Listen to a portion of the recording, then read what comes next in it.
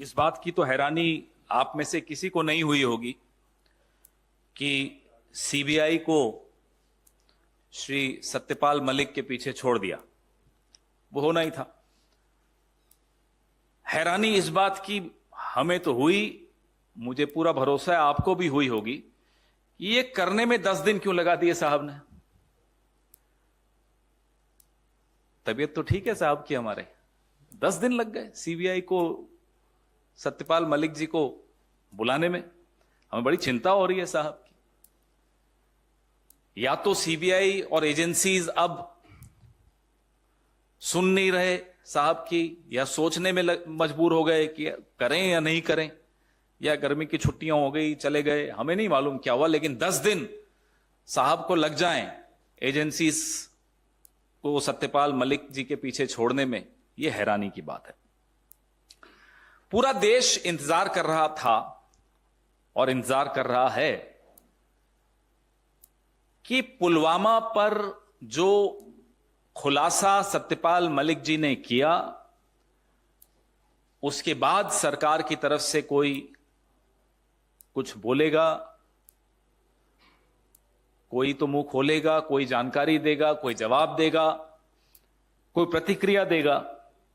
क्योंकि सत्यपाल मलिक जी ने बड़ा स्पष्ट तौर पे कहा था कि इंटेलिजेंस फेलियर था, सुरक्षा में चूक थी। 5 विमान अगर मुहैया करा दिए जाते जवानों को सीआरपीएफ के, तो ये आतंकी हमले से वो बच सकते थे। सरकार ने वो विमान देने से इनकार कर दिया। यह बात 2019 में 14 फरवरी की शाम को जब प्रधानमंत्री जी को फोन पर सत्यपाल मलिक जी ने बताई कि साहब ये लापरवाही है, ये चूक है जिसके चलते हमारे जवान शहीद हुए हैं, तो प्रधानमंत्री जी ने उन्हें कहा तुम चुप रहो, ये कोई और चीज है। इतना बड़ा खुलासा सत्यपाल मलिक जी ने किया, एक इंटरव्यू में किया। उसके बाद भी एकदम चुप्पी सरकार की तरफ से। हां, ट्रोल आर्मी जो है इनकी सत्यपाल मलिक जी के पीछे पड़ गई है, लेकिन सरकार की तरफ से कोई बयान नहीं आया, कोई प्रतिक्रिया नहीं आई। सत्यपाल मलिक जी ने भ्रष्टाचार के विषय में भी कुछ कहा कि प्रधानमंत्री को भ्रष्टाचार से कोई नफरत नहीं है।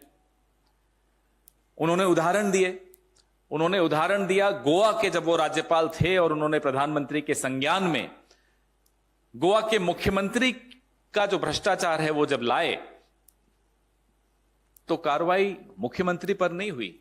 आज भी वो मुख्यमंत्री हैं, लेकिन सत्यपाल मलिक जी को आनन फानन में हटा दिया गया गोवा से।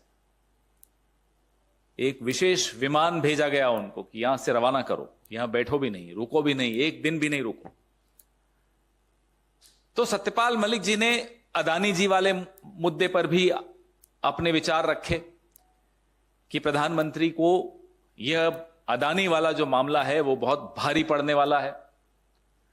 ये तमाम कारण बिल्कुल स्पष्ट तौर पे बताते हैं कि सीबीआई, ईडी और तमाम एजेंसीज अब सत्यपाल मलिक जी का पता उन्हें मिल गया हो, अब वो जा रहे हैं। आपको याद होगा यही बात बिना राम माधव का नाम लिए सत्यपाल मलिक जी ने 2021 में भी बोली थी। कहा था आरएसएस के एक व्यक्ति हैं जो प्रधानमंत्री के बहुत नजदीकी हैं, वो 1-2 प्रोजेक्ट्स में बड़ी रुचि रख रहे हैं जिसमें 300 करोड़ की रिश्वत इन्हें सत्यपाल मलिक जी को भी मिल सकती है। उसके बाद भी सीबीआई ने सत्यपाल मलिक जी का स्टेटमेंट रिकॉर्ड किया था 2021 की अक्टूबर में। आज फिर से खबर तो यह आ रही है कि सत्यपाल मलिक जी का स्टेटमेंट सीबीआई रिकॉर्ड करने वाली है। जिस व्यक्ति का नाम लिया उसके बारे में कोई जानकारी? क्या राम माधव से कोई पूछताछ हुई सीबीआई की तरफ से? कोई और एजेंसी का नोटिस उन्हें गया? अगर गया तो यह जानकारी सार्वजनिक क्यों नहीं की जा रही? इसमें क्यों छिपाया जा रहा है? क्या राम माधव के तार आरएसएस में और ऊपर तक जुड़े हैं? क्या वो प्रधानमंत्री के वाकई नजदीकी हैं? ये तमाम सवाल सत्यपाल मलिक जी के खुलासों के बाद मुंह बाए खड़े हैं। हम सब इनके जवाबों का इंतजार कर रहे हैं।